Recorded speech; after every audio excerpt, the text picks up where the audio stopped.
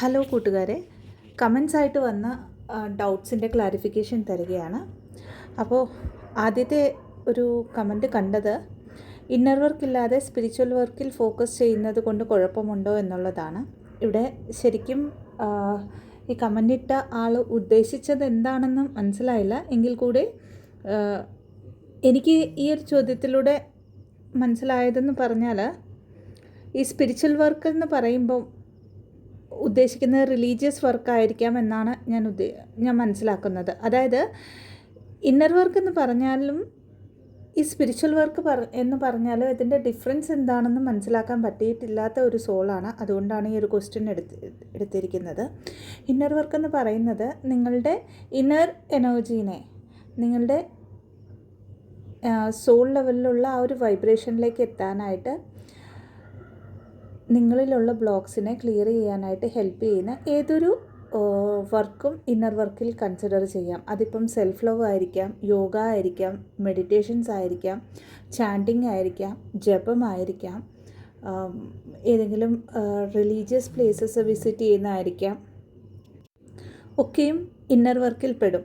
അപ്പോൾ ഇതിലേതെങ്കിലും ഒരു കാര്യം ചെയ്താൽ നമ്മൾ ഹീലാവുമെന്ന് ചോദിച്ചാൽ ഹീലാകും, കുറച്ചുകൂടെ സമയമെടുക്കും എന്നുള്ളത് മാത്രമാണ്. ഫോർ എക്സാമ്പിൾ പറഞ്ഞാൽ, ഇപ്പോൾ ഒരു പ്രെയർ എടുക്കുമ്പോൾ, ഏഞ്ചൽസിൻ്റെ ഒരു പ്രെയർ എടുക്കുമ്പോൾ നമ്മൾക്ക് അതിൽ ഒത്തിരി ഹീലിംഗ് ക്വാളിറ്റീസ് ഉണ്ട്. അതേപോലെ തന്നെ ബൈബിൾ റിലേറ്റഡ് ആയിട്ടുള്ള പ്രേയേഴ്സിലും അതാത് കാര്യങ്ങളുടെ പ്രേയേഴ്സ് റിലീജിയസ് ആയിട്ട് നമുക്കുണ്ട്. അതേപോലെ തന്നെ ഖുറാൻ എടുക്കുമ്പോഴും അതിലും ഓരോ കാര്യത്തിനും അതിൻ്റേതായിട്ടുള്ള പ്രേയേഴ്സും കാര്യങ്ങളും ഉണ്ട്. അതേപോലെ തന്നെ ഹൈന്ദവ ധർമ്മം എടുക്കുമ്പോൾ അതിലും ഉള്ള ശ്ലോകങ്ങളാണെങ്കിലും ജപങ്ങളാണെങ്കിലും നമുക്ക് അത്രയും ഒരു ഹീലിങ്ങിന് ഹെൽപ്പ് ചെയ്യുന്ന കാര്യങ്ങളാണ്. അപ്പോൾ ഇതൊക്കെയും ഒരു അഫർമേഷൻ പോലെ തന്നെയാണ് നമുക്ക് ഹീലിങ്ങിൽ വർക്ക് ചെയ്യുന്നത്. എന്നാൽ സ്പിരിച്വൽ അവേക്കനിങ്ങിലേക്ക് വരുമ്പോൾ നമ്മൾ യൂഷ്വലി മൈൻഡ്, ബോഡി ആൻഡ് സോളിൻ്റെ അലൈൻമെൻ്റ് ആണ് ചെയ്യുന്നത്. അതായത് എനർജറ്റിക്കലി വർക്ക് ചെയ്യുകയാണ് ചെയ്യുന്നത്. അപ്പോൾ ഇതൊക്കെ നമ്മൾക്ക് ഒരു ടൂള് പോലെ, ഒരു ബ്രിഡ്ജ് പോലെ നമ്മൾക്ക് ആ ഒരു സോളിൻ്റെ അലൈൻമെൻറ്റിലേക്ക് വരാനായിട്ട് ഹെൽപ്പ് ചെയ്യുകയാണ് ചെയ്യുന്നത്. അതായത് സോളിൻ്റെ അലൈൻമെൻ്റ് എന്ന് പറഞ്ഞാൽ എന്താണ്? അവിടെ നമുക്ക് പാസ്റ്റ് ഇല്ല, ഫ്യൂച്ചർ ഇല്ല, പ്രസൻറ്റ് മൊമെൻറ്റിൽ ജീവിക്കണം. അത്രയ്ക്കധികം നമ്മളുടെ തോട്ട്സിലേക്ക് നമ്മൾ അലൈൻഡായി, അവിടെ കൂടുതൽ ഇമോഷൻസ് കൊടുക്കാതെ അത്രയും ഒരു പ്രസൻറ്റ് മൊമെൻറ്റിൽ ജീവിച്ചുകൊണ്ട് ഫ്യൂച്ചറിനെ ക്രിയേറ്റ് ചെയ്യുക എന്നുള്ളതാണ് ഇവിടെ ഉദ്ദേശിക്കുന്നത്. അടുത്തൊരു ക്വസ്റ്റ്യൻ കണ്ടിരുന്നത് ഡി എമ്മിൻ്റെ അവേക്കനിങ് സിംറ്റംസ് എന്ന് പറഞ്ഞ ഒരു വീഡിയോയുടെ താഴെയായിട്ട് ഈ സ്റ്റേജിൽ ഇപ്പോൾ ഡി എമ്മിന് മാറ്റമുണ്ടാകുമോ എന്നുള്ളതാണ്. സോറി ടു സേ, ഇത് വളരെ 3D ഓറിയൻറ്റഡ് ആയിട്ടുള്ളൊരു ക്വസ്റ്റ്യൻ ആണെങ്കിലും പ്രോബബ്ലി ആ ഒരു അവേക്കനിങ്ങിലേക്ക് വരുമ്പം നമുക്കൊക്കെയും വരുന്ന ആ ഒരു ഡൗട്ടാണിത്. ഡി എമ്മിന് എപ്പോഴാണ് മാറ്റം വരുന്നത്, ഡി എം എന്തെങ്കിലും മാറുമോ എന്നുള്ളത്. സോ ഇവിടെ മനസ്സിലാക്കുക, ഒരു ട്വിൻ ഫ്ലെയിം ജേണിയിലാണെങ്കിൽ ഈ ജേണി എന്ന് പറയുന്നത് നിങ്ങളുടെ ജേണിയാണ്. അതായത് നിങ്ങളുടെ സോളിലേക്ക് കണക്റ്റ് ആവാനുള്ള സോൾ ജേണിയാണ്. അപ്പോൾ ഡി എം എന്ന് പറയുന്നത്, അല്ലെങ്കിൽ ആ ഒരു ഔട്ടർ റിയാലിറ്റിയിൽ ബോഡിയിൽ നിൽക്കുന്ന ആൾ നിങ്ങളുടെ എനർജീൻ്റെ ഒരു റിഫ്ലക്ഷൻ മാത്രമാണെന്ന് മനസ്സിലാക്കുക. എന്ന് വെച്ചാൽ സോളിൻ്റെ ഒരേ എനർജറ്റിക്കൽ ബ്ലൂ പ്രിൻറ്റ്സ് ആണ് രണ്ട് ബോഡീസിലും ഇൻകാർണേറ്റ് ചെയ്യപ്പെട്ടിട്ടുള്ളത്. എന്തിനാണ് ഇങ്ങനെ ഇൻകാർണേഷൻ വരുന്നതെന്ന് പറഞ്ഞാൽ, നമ്മളുടെ കർമാസ് പെട്ടെന്ന് ക്ലിയർ ചെയ്ത് നമ്മളുടെ പർപ്പസ് കംപ്ലീറ്റ് ചെയ്തിട്ട് ആ ഒരു ലിബറേഷനിലേക്ക് പോകാനായിട്ട്. അപ്പം ഒറ്റ ജന്മത്തിൽ പറ്റുമോ എന്ന് ചോദിക്കുമ്പോൾ പല ജന്മങ്ങളായിട്ട് ഈ ഒരു ഹീലിംഗ് ജേണിയിലൂടെ വരുന്നവരായിരിക്കാം. പ്രോബബ്ലി ഒരു ജന്മത്തിൽ വരുമ്പോൾ ഞാൻ ട്വിൻ ഫ്ലെയിം ജേണിയിലാണെന്നൊക്കെ മനസ്സിലാക്കിയിട്ട് കുറച്ചുകൂടെ ഇൻഡെപ്തായിട്ട് വർക്ക് ചെയ്യാൻ തുടങ്ങുന്നത്. അപ്പോൾ ഇവിടെ പറഞ്ഞു വന്നത് ബാക്ക് ടു ദ ടോപ്പിക്. ഇവിടെ പറഞ്ഞു വന്നത് ഡി എമ്മിൽ മാറ്റം വരുമോ എന്നുള്ളതല്ല, നമ്മളുടെ എനർജറ്റിക് ഫീൽഡിൽ മാറ്റം വരുമ്പോൾ നമ്മൾ അത്രയും അലൈൻഡ് ആകുമ്പോൾ നമ്മളുടെ സോളിലേക്ക്, നമ്മുടെ ട്രൂത്തിലേക്ക് നമ്മൾ അത്രയും ഇൻഡിപെൻഡൻ്റ് ആയിട്ട് ഒരു ഡിവൈൻ ഫെമിനൈൻ്റെ ഫോമിൽ നിന്ന് അത്രയും പവർഫുള്ളായിട്ട് കാര്യങ്ങളെ 5Dയിലും 3Dയിലും ചെയ്യാൻ തുടങ്ങുമ്പോൾ ഡി എമ്മിൽ ഓട്ടോമാറ്റിക്കലി ആ ഒരു മാഗ്നറ്റൈസേഷനാണ് നടക്കുന്നത് ഈ ഒരു എനർജിയിലേക്ക്. അപ്പോൾ എത്ര നേരം നമ്മൾ ഡി എമ്മിൽ മാറ്റം വരുമോ എന്ന് നോക്കുമ്പോൾ അത്രയും നമ്മൾ നമ്മളുടെ പവറിനെ വെളിയിലേക്ക് കൊടുക്കുകയാണ്. അത് ഈവൻ DM എന്ന് പറയുന്ന ആ ഒരു എക്സ്റ്റേണൽ ബോഡിയിൽ നിൽക്കുന്ന ആളിലേക്കാണെങ്കിൽ പോലും. സോ അവിടെ ഒരിക്കലും ആ ഒരു അവേക്കനിങ് നടക്കില്ല. ഒരു പക്ഷേ അവർ അവേക്കനിങ്ങിലാണെങ്കിൽ പോലും അവിടെ നമ്മളൊരു ഡിസ്റ്റർബൻസ് ആണ് ശരിക്കും ക്രിയേറ്റ് ചെയ്യുന്നത്. സോ ആ എനർജീനെ ഒരു ഇന്നർ സെൽഫിലേക്ക് എടുത്തുകൊണ്ട് നമ്മളുടെ ആ ഒരു സോളിലേക്ക് കണക്ട് ചെയ്യാനായിട്ടുള്ള കാര്യങ്ങൾ ചെയ്യുക. ആൻഡ് ഒരു പക്ഷേ നമ്മൾ ആ DMലേക്ക് നോക്കുന്നുണ്ടെങ്കിൽ മനസ്സിലാക്കുക, നമ്മൾ ഇനിയും അവിടെ ഫുൾഫിൽഡ് അല്ല, നമ്മളുടെ ഇന്നർ മസ്കുലൈൻ അവിടെ ഹീൽഡ് അല്ല. എവിടെയൊക്കെയാണ് ഞാൻ എൻ്റെ ഏതെങ്കിലും ഒരു കാര്യത്തിന്, അതിപ്പം ഇമോഷണൽ സ്റ്റെബിലിറ്റിക്കാവാം, ഒരു എക്സ്പെക്റ്റേഷൻ ആവാം, ഇതൊക്കെ എവിടെയാണ് ഞാൻ എൻ്റെ DMൽ, എൻ്റെ കൗണ്ടർ പാർട്ടിൽ ഞാൻ സ്റ്റിൽ നിലനിർത്തുന്നതെന്ന് മനസ്സിലാക്കിക്കൊണ്ട് അതിനെ ഹീൽ ചെയ്യാനായിട്ട് ശ്രമിക്കുക. അടുത്തൊരു ക്വസ്റ്റ്യൻ കണ്ടിരുന്നത്, DF അവേക്കൻഡ് ആയി കഴിഞ്ഞാൽ DFന് DMൻ്റെ ആവശ്യം എന്താണ്? വളരെ ഈഗോ ബേസ്ഡ് ആയിട്ടുള്ളൊരു ക്വസ്റ്റ്യൻ. പക്ഷേ ഇതിനും ആൻസർ ചെയ്യണമെന്ന് തോന്നി.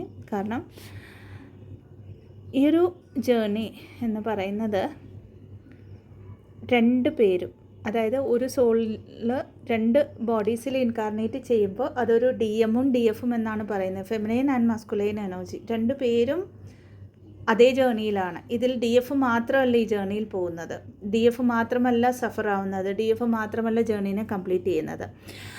DMഉം ഇതേ ജേർണിയിലാണ്. പാരലലി അവരും DFൻ്റെ കൂടെ തന്നെ ജേർണിയിൽ മുമ്പോട്ട് പോവുകയാണ്. പക്ഷേ വഴികൾ ഡിഫറെൻ്റ് ആയതുകൊണ്ടാണ് അത് വിസിബിലിറ്റിയിൽ ലാസ്റ്റ് മിനിറ്റിൽ വരുന്നത്. രണ്ട് പേരും ആ ഒരു കംപ്ലീറ്റ്നെസ്സിൻ്റെ എനർജിയിൽ വന്ന് കഴിയുമ്പോൾ മാത്രം. അപ്പോൾ ഇവിടെ എഗെയിൻ ചോദ്യം ഇതാണ്, DF അവേക്കൻഡ് ആയി കഴിയുമ്പം DMൻ്റെ ആവശ്യം എന്താണ്? ഇതൊരു ജസ്റ്റ് ഒരു റൊമാൻറ്റിക് റിലേഷൻഷിപ്പ് മാത്രമല്ല, മറ്റുള്ള സോൾസിൻ്റെ റിലേഷൻഷിപ്പ് പോലെ. ഇപ്പോൾ ഒരു കാർമിക് റിലേഷനിലാണെങ്കിൽ ശരി, ഒരു ബ്രേക്കപ്പായി കുറച്ച് നാൾ നമ്മൾ സഫറായി, ലോൺലിനെസ് തോന്നി, പിന്നെ അതിനെ ലെറ്റ് ഗോ ചെയ്തു, അതവിടെ കഴിഞ്ഞു. ഈവൻ സോൾമേറ്റ് റിലേഷൻഷിപ്സിലാണെങ്കിൽ പോലും നമ്മൾക്ക് കുറച്ചൊരു അറ്റാച്ച്മെൻറ്റ് കൂടുതലാണെങ്കിൽ കുറച്ചുകൂടെ പെയിൻഫുൾ ആയിട്ടുള്ള ഒരു പീരീഡിലൂടെ കടന്നുപോയി ആ ഒരാളെ ലെറ്റ് ഗോ ചെയ്തു, ഇനി പുതിയൊരാൾ വന്നു നമ്മളുടെ ലൈഫിൽ. ഇതങ്ങനെയല്ല, സെയിം സോളാണ്. അപ്പോൾ ആൻഡ് ഈ ഒരു കാര്യം തന്നിരിക്കുന്നത്, ഈ ഒരു ജേർണി നമുക്ക് തന്നിരിക്കുന്നത് നമ്മളുടെ സോളിൻ്റെ ഇവല്യൂഷനാണ്, സോൾ ഗ്രോത്തിനാണ്, കംപ്ലീഷനാണ്. ബിയോണ്ട് എ റൊമാൻറ്റിക് കണക്ഷൻ ഒരു സ്പിരിച്വൽ കണക്ഷനാണിത്.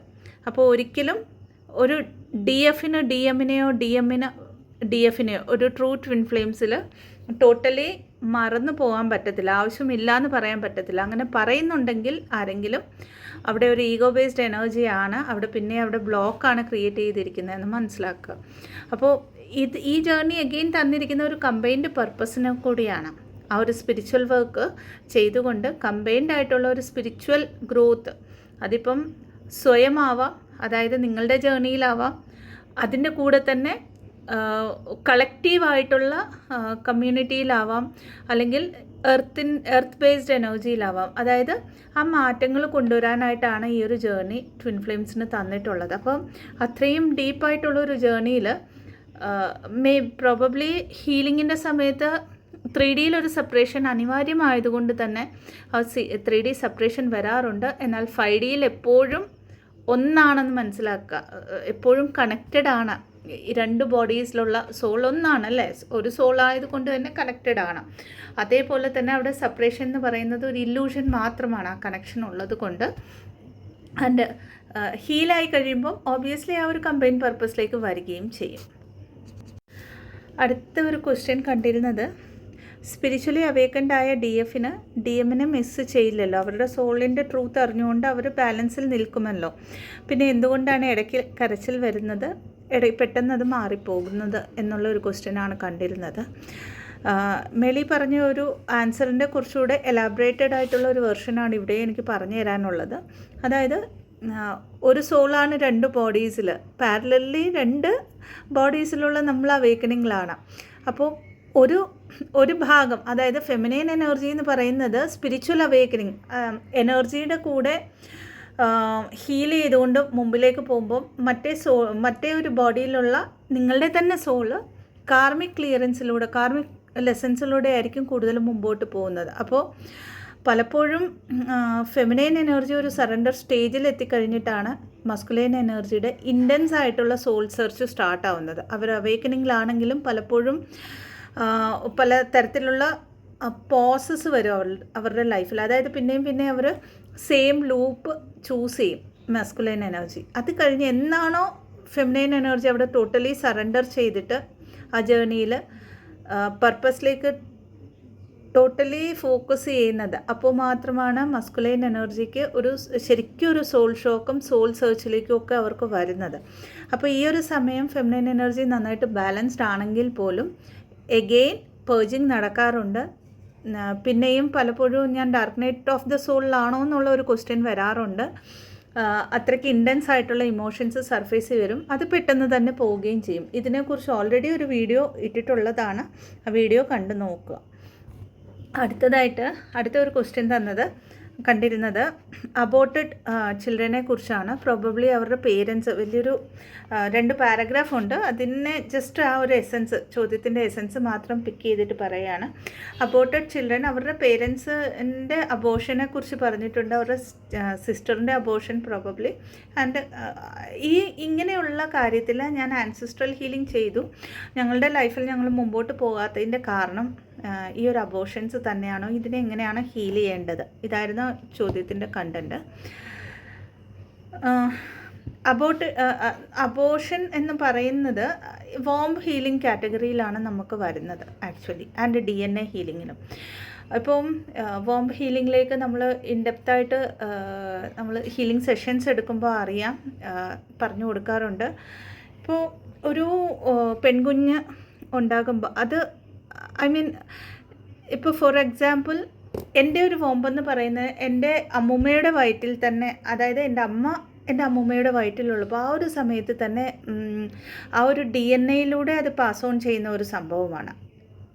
ഞാൻ പറഞ്ഞത് അതായത് ക്ലിയർ ആണെന്ന് തോന്നുന്നത്, എങ്ങനെയാണ് പറയേണ്ടതെന്ന് എനിക്കറിയില്ല. ശരി, അപ്പോൾ ഇങ്ങനെ ജനറേഷൻസ് ആയിട്ട് ആ ഒരു വോമ്പിൻ്റെ DNA എന്ന് പറയുന്നത് ഓൾറെഡി നമ്മളുടെ ആൻസിസ്റ്റേഴ്സ് ത്രൂ ആണ് നമ്മളിലേക്ക് വരുന്നത്. ഈ വോമ്പെന്ന് പറയുന്നത് പലതരത്തിലുള്ള ബ്ലോക്സ്, എല്ലാ തരത്തിലുള്ള സഫറിങ്സും ഫിയേഴ്സും ഒക്കെ ക്യാരി ചെയ്തുകൊണ്ടാണ് നമ്മളിലേക്ക് എത്തപ്പെടുന്നത്. അതേപോലെ തന്നെ നമ്മുടെ പൂർവികർ അനുഭവിച്ചുകൊണ്ടിരുന്ന ഏതെങ്കിലും തരത്തിലുള്ള suppressed emotions, forced sexual related ആയിട്ടുള്ള ഇൻട്രാക്ഷൻസ്, അതേപോലെ തന്നെ ഈ പറഞ്ഞ പോലെ അബോർഷൻസ്, കുഞ്ഞ് മരിച്ചു പോവുക, കുഞ്ഞുണ്ടായി കഴിഞ്ഞിട്ടുള്ള പ്രശ്നങ്ങൾ, ഇതൊക്കെയും നമ്മൾക്ക് ഈ വൂമ്പിലൂടെ തന്നെ ക്യാരി ഔട്ട് ചെയ്ത് അടുത്ത തലമുറകളിലേക്ക് തരാറുണ്ട്. ഇതിൻ്റെ കൂടെ തന്നെ ഇന്നർ ചൈൽഡ് ഇഷ്യൂസ്, ബ്ലോക്കേജസ്, ഒരു ഹാപ്പി അല്ലാത്ത ഒരു മാരേജിലൊക്കെ ആണെങ്കിലൊക്കെയും ഇതെല്ലാം ആക്ച്വലി ട്രാൻസ്ഫർ ചെയ്യപ്പെടുന്നത് വോമ്പിലൂടെ തന്നെയാണ്. അപ്പം അബോർഷൻസും ഈ കാറ്റഗറിയിൽ വരും. അതിൻ്റെ കൂടെ തന്നെ ഇതെല്ലാം പറഞ്ഞു എന്നേ ഉള്ളൂ. തീർച്ചയായിട്ടും വോംബ് ഹീലിംഗ് ചെയ്യുക. ഇതിനായിട്ട് ഒരു ഇൻറ്റൻഷൻ ഇത് തന്നെ സെറ്റ് ചെയ്യുക.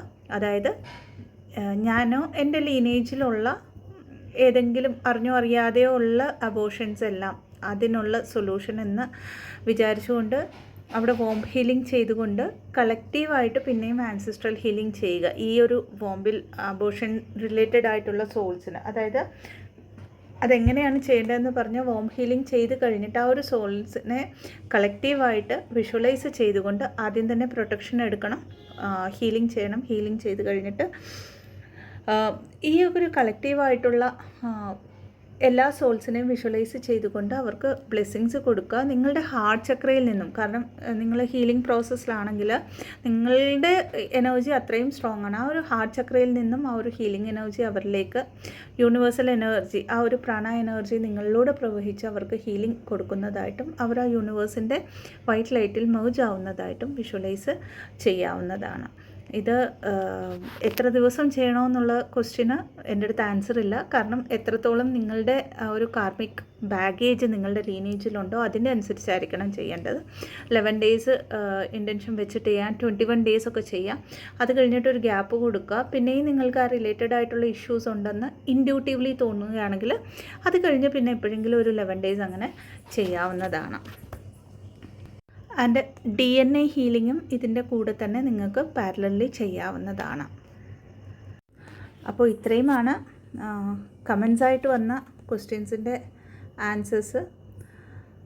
ഇൻഫർമേഷൻ ഹെൽപ്ഫുള്ളാണെങ്കിൽ ചാനലിനെ ലൈക്ക് ചെയ്യാവുന്നതാണ്, ഷെയർ ചെയ്യാവുന്നതാണ് ആൻഡ് സബ്സ്ക്രൈബ് ചെയ്യാവുന്നതാണ്. ഇതല്ലാതെ പെയ്ഡ് കൗൺസിലിംഗ് സെഷൻസിനായിട്ട്, ഹീലിംഗ് സെഷൻസിനായിട്ട്, റേക്കി ഹീലിംഗ് സെഷൻസിന്, ടാരോ റീഡിങ്സിന്, ആകാശിക് റെക്കോർഡ് റീഡിങ്സിന്, ആകാശിക് റെക്കോർഡ് ഹീലിങ്സിന്, പാസ്റ്റ് ലൈഫ് റിഗ്രഷൻ തെറപ്പിക്കായിട്ട് ഡിസ്ക്രിപ്ഷൻ ബോക്സിൽ കൊടുത്തിരിക്കുന്ന വാട്സപ്പ് നമ്പറിലേക്ക് ബന്ധപ്പെടാവുന്നതാണ്. ഇതല്ലാതെ ഓഗസ്റ്റ് 11 തൊട്ട് ആകാശിക് റെക്കോർഡ്സിൻ്റെ സെക്കൻഡ് ലെവൽ ക്ലാസ്സസ് തുടങ്ങുന്നതാണ്. ഇൻട്രസ്റ്റഡ് ആയിട്ടുള്ളവർക്കും ആ ഒരു വാട്സപ്പ് നമ്പറിലേക്ക് മെസ്സേജായിട്ട് ബന്ധപ്പെടാവുന്നതാണ്. ഇതല്ലാതെ റേക്കിയുടെ ഗ്രാൻഡ് മാസ്റ്റർ ലെവലിൽ സ്റ്റാർട്ടാവുന്നുണ്ട്. ആക്ച്വലി ഈ ആഴ്ചയാണ് അത് സ്റ്റാർട്ടാവുന്നത്. അപ്പം അതിൻ്റെ റിലേറ്റഡായിട്ട് ആരെങ്കിലും ഇൻട്രസ്റ്റഡ് ആയിട്ടുണ്ടെങ്കിൽ അവർക്കും ആ ഒരു നമ്പറിലേക്ക്, അതായത് ഡിസ്ക്രിപ്ഷൻ ബോക്സിൽ കൊടുത്തിരിക്കുന്ന വാട്സപ്പ് നമ്പറിലേക്ക് ബന്ധപ്പെടാവുന്നതാണ്. Thank you so much. Blessings. ഓം നമഃ ശിവായ.